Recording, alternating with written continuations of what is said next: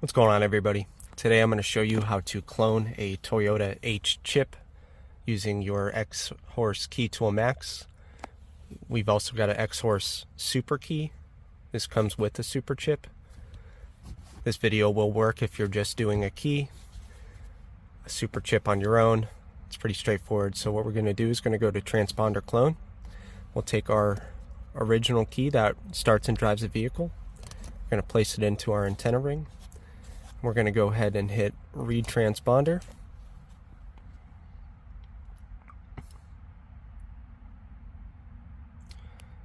Right, so let's go ahead and hit clone now that it read the transponder.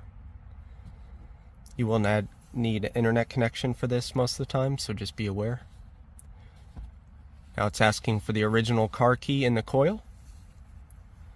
Now it's asking us to take the car key out and put in our super chip, VVDI super chip.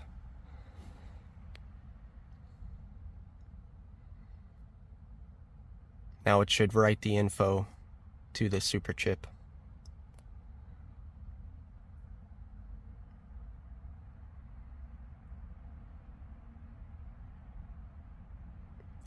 There we go.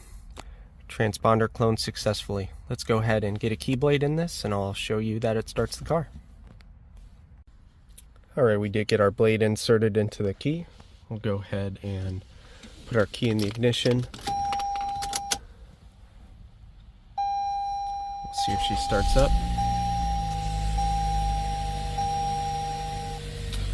There we have it.